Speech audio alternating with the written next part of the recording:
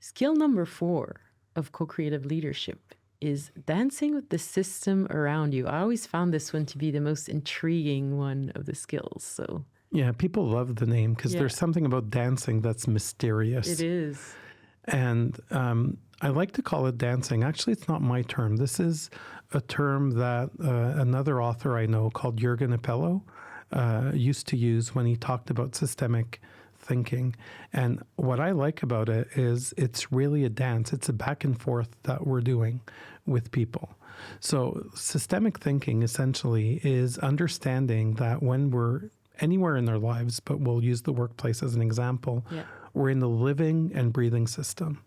And this living and breathing system will react to the stimulus around it.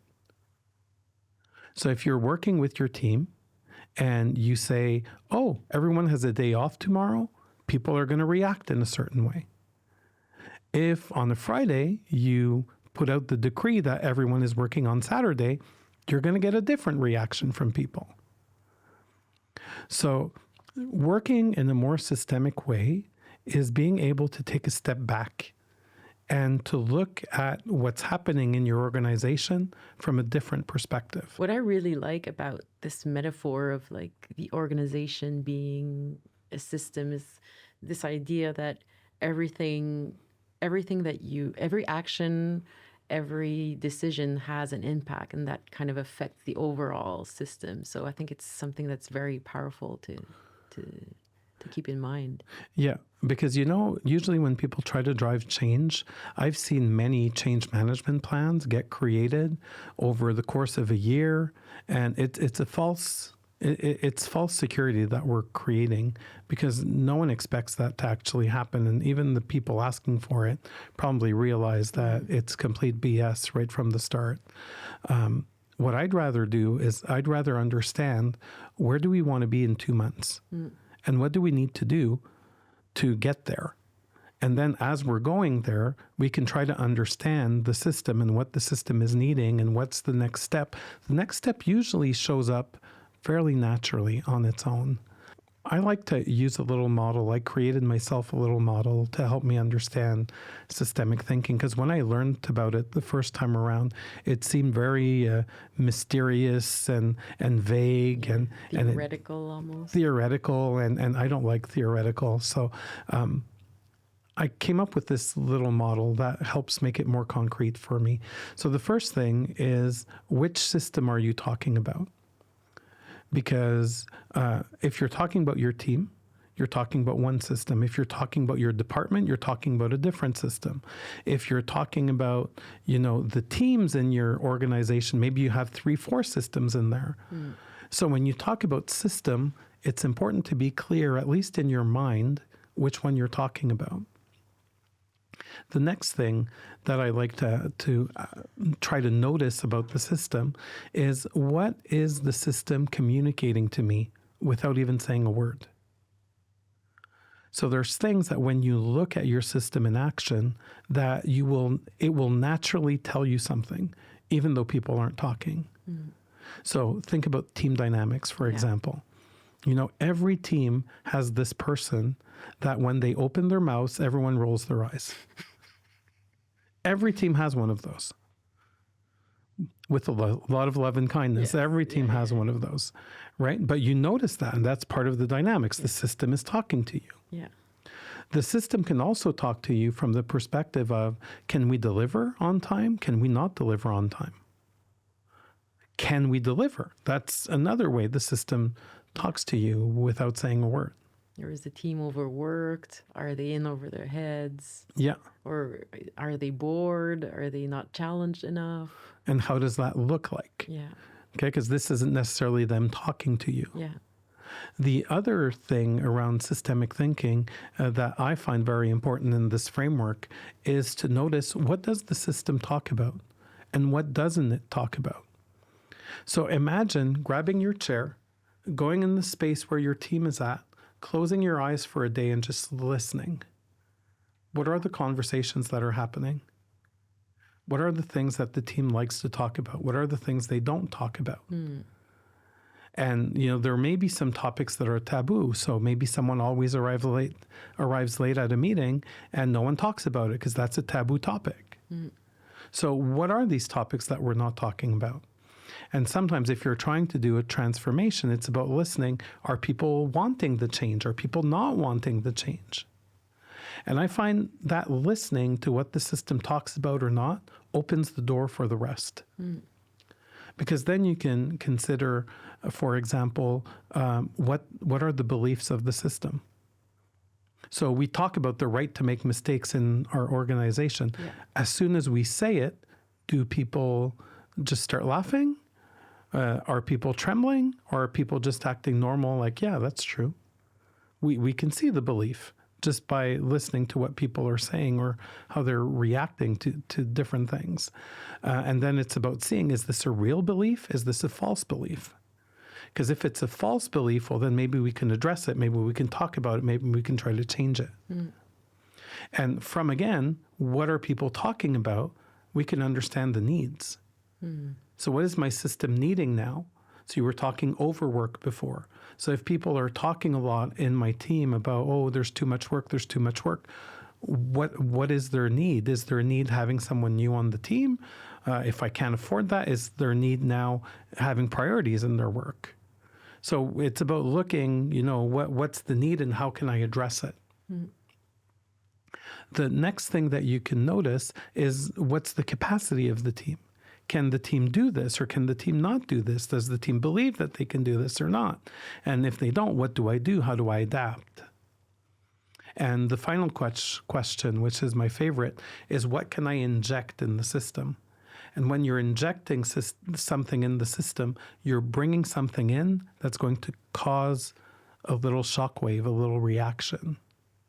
So imagine, those leaders that ask a question and that answer their own questions. Yeah. What if those leaders wait 7 seconds? Now they're injecting silence. The first time the team is going to go, what's happening to my boss?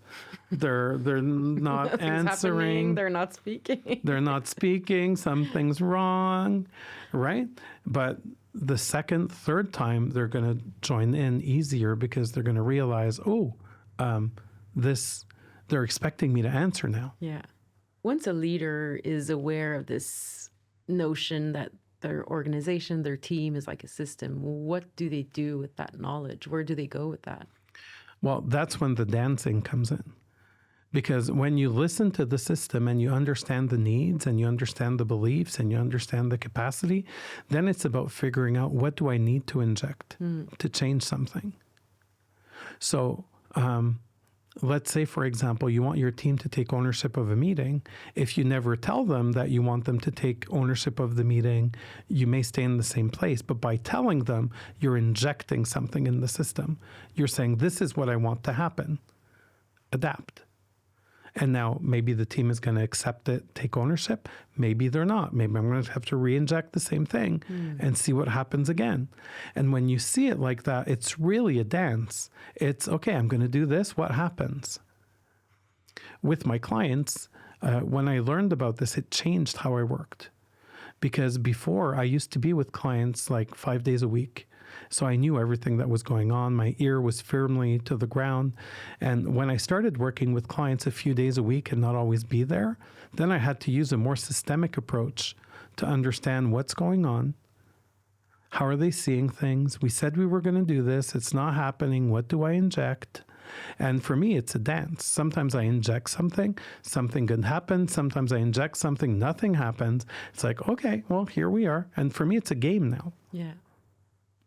And it's a bit like a fluid dance where, depending on how the other person you're dancing with reacts, you're kind of adjusting your pace or adjusting what your next move is going to be. So exactly. It's a very interesting metaphor there too. Yeah, and it's graceful. That's what I like about it. When we talk about leadership, sometimes we talk a lot about in terms of imposing something. In terms of imposing our will. But when we look at it as a dance, as a back and forth, something can happen. It may not be quite where I want. Now, how do I change the footsteps? How do I change where I'm trying to go? You're playing the long game when you're dancing with the system. Do you think it's a challenge to those leaders who maybe are used to having quick results or are used to having, I want this to happen, it's got to happen in this time frame. So I think for those leaders, sometimes it's jarring because it's abstract. You don't have a plan. You're building your plan on the fly, and you need to be comfortable with building a plan on the fly. And I think that's where the issue is for a lot of leaders. It's that instinctual piece that you need to develop isn't quite there yet. And when you talk about dancing with the system, I was telling you about injecting things to change things. But one of my favorite things when I dance with the system, I call it changing the rules of the game. Okay. So I had a client a few years back, that had trouble with another department. So they were supposed to collaborate, but every time they were at a meeting with executives, what would happen was someone on that other team would drop a little bomb, a little verbal grenade at the end of the meeting in front of the executives and make the other team look bad. And the people I was working with were always upset. They were saying, why are they doing this? Why are they doing this? And I made a suggestion once. I said, well, look, right now they're playing a certain game and you're kind of just playing their game. I said, change the rules and see what happens. And they said, how do we change the rules? I said, it's easy. Try this. So next time they drop a little verbal grenade in front of the executives, just look at the person who did it and ask kindly, excuse me, I just want to clarify something. We were supposed to collaborate better this year. That was our goal, right? Yeah. So I don't understand how what you just said helps us collaborate better. Could you help me out with that? I love that answer. But then that question, I mean. But then what people learned was, okay, we can't do that because now we're going to be challenged in front of people. Now we have to change our behavior. Well, it's calling them out and holding them accountable, right? Yes, but it's doing it in a graceful way. And sometimes it's useful to have grace in how we approach things versus just getting emotional when we don't need to, because that just feeds the system on the other side. Yeah. Because that person could have also just decided to be confrontational and just getting in their face and saying, why'd you say that? Or something like that, Another example of this, I used to work with a team that was based in Montreal, working with a team in Colorado, and it was like nearshoring. So essentially, instead of sending work to India, they were sending work to Montreal. So the folks in Colorado weren't happy, and they were giving us, one person in particular was giving us bad code reviews and harsher code reviews.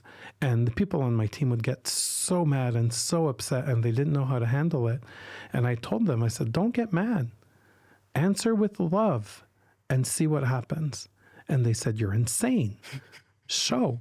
So at one point, someone got a bad code review, and they said, okay, now you have to show me how to answer with love. So I said, okay, I'll take care of it. So I answered the person in Colorado, and I said, well, thank you so much, for the level of code review that you're doing for us. I really appreciate the effort that you're putting in to really make sure that we're doing the right thing. And that's really cool of you. Look, we've been looking at it, and we kind of disagree with this and with that. But, so what can we do about this? And the other person would get mad because they'd be doing it to make us mad. And now we're there saying, well, thank you for all your intense work and all the thoughtful comments that you've put and language like that. But we also copied one of their colleagues. And their colleague was someone who was actually checking in the changes in the code into the source control. And this person would see the emails, be entertained, and say, no, Steph is right. This makes sense. And would start standing up for us, for their colleague. And one day I spoke with this person, and this person said, I know what this other person is doing. If you ever need my help, you let me know.